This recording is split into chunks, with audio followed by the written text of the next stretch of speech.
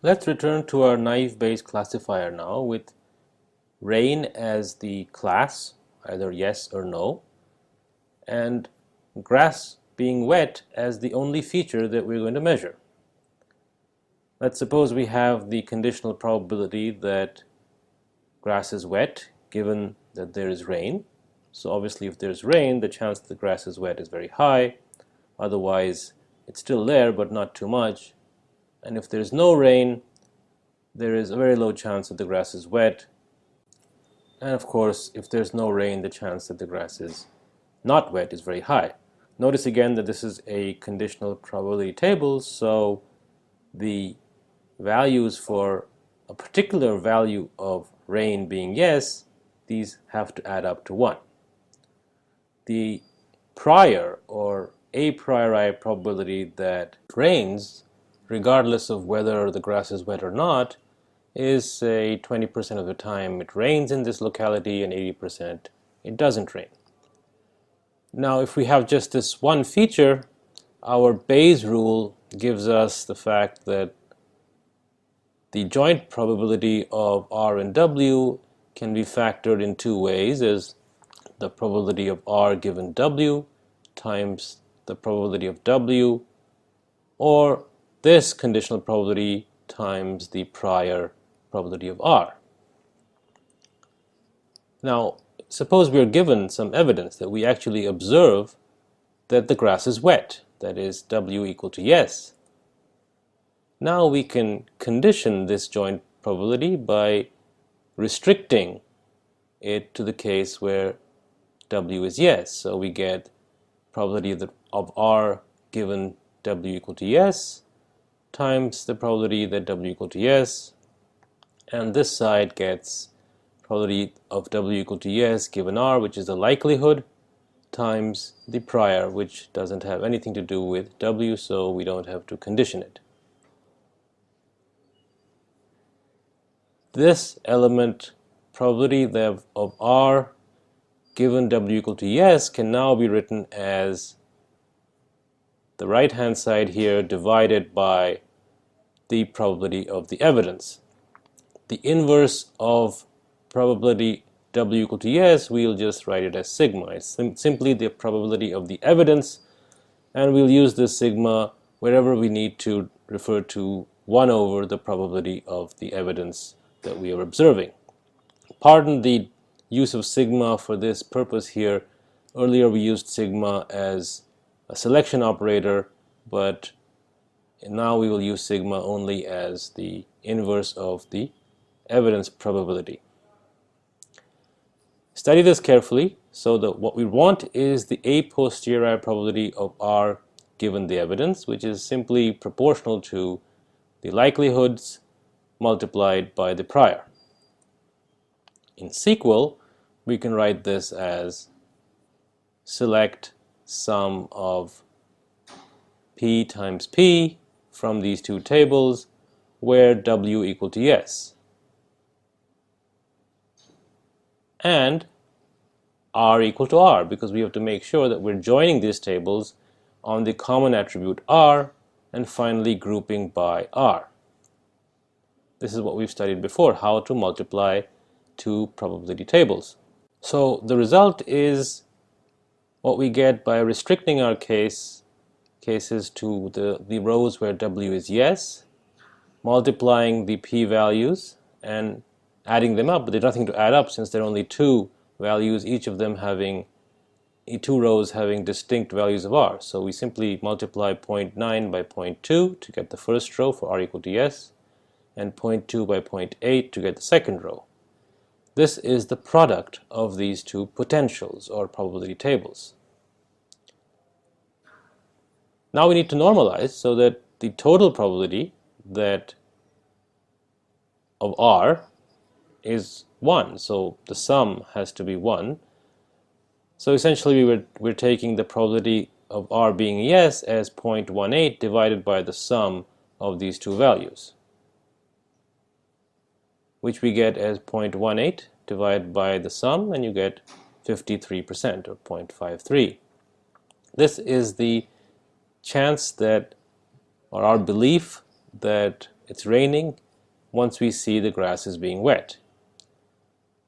The reason it's so small, one might expect it's a little bit higher, is that there are cases where the grass can be wet without there being any rain. In fact, there are cases of 20% where the grass is wet when there's no rain. In addition, it hardly ever rains. So combining these two things together essentially gives us only a 53% chance of saying that it's actually raining if the grass is wet. Now let's see what happens when we have more than one feature, as we normally do in a Bayesian classifier. We're going to have another feature called thunder, which will say whether or not we are hearing thunder. And let's for the moment assume that we don't really know whether we've heard thunder at all. But the probability of hearing thunder, given that it's raining, is 0.8, of not hearing it is 0.2, and so on. So we have a conditional table even for this variable thunder. But in this case, let's assume that we haven't actually observed thunder. We could be asking our neighbor over the phone whether the grass is wet, and then trying to conclude whether or not it's raining there, but we didn't ask our neighbor whether they're hearing thunder. So now the probability of RT given W equal to S, because that's all we know, is by the same equation that we had earlier, probability of W equal to S given R, probability of T given R, times the probability of R. This is our Bayesian formula. Again, we have the probability of the evidence over here, but this time we don't have anything that says T equal to yes or no.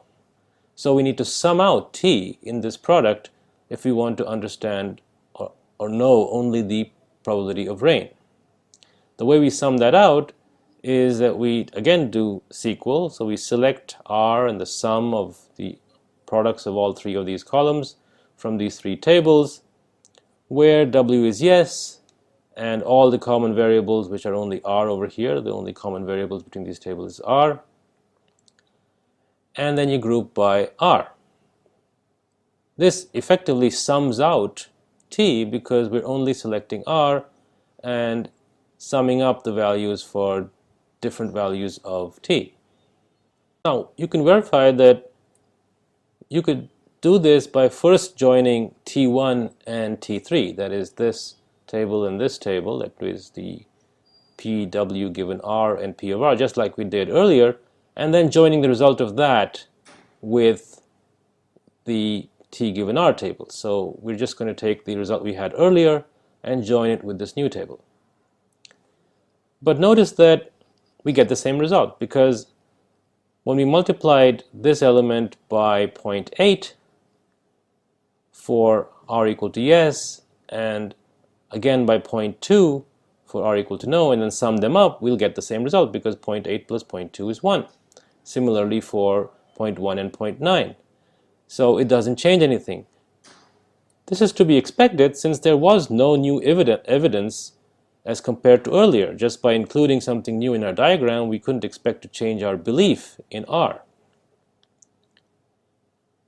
Another important point is that if you remember in one of the homeworks, we asked whether ignoring some of the features changes our belief. Well, it does change our belief as compared to if we had actually observed the features, but it's in some sense equally correct, because suppose we didn't observe the feature.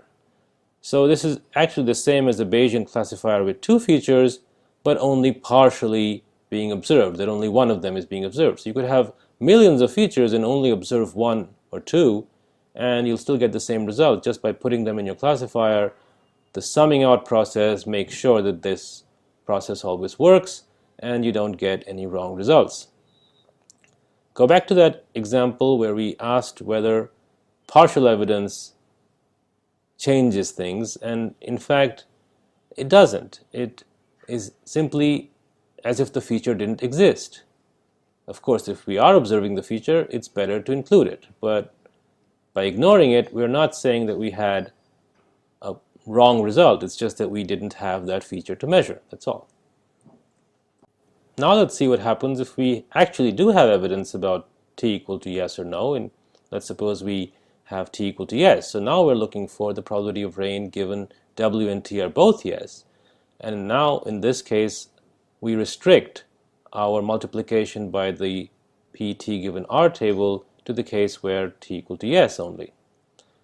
In this case, again, we do the same SQL, only we have another select statement which restricts us to use only those rows of this table, again joining with the prior join that we had of t1 and t3, but with the restriction that t equal to yes, we'll now get a different result, because now we'll multiply this by 0.8 and the second row by 0.1, and these rows don't count, so we get different results. And normalizing gives us the probability of rain equal to yes given the evidence is now 90%. In a sense, our belief has undergone a revision from the earlier value of 53% to 90%. So new evidence has changed our belief.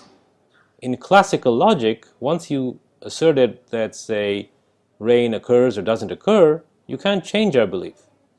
But in probabilistic reasoning, belief can be revised. It's very important.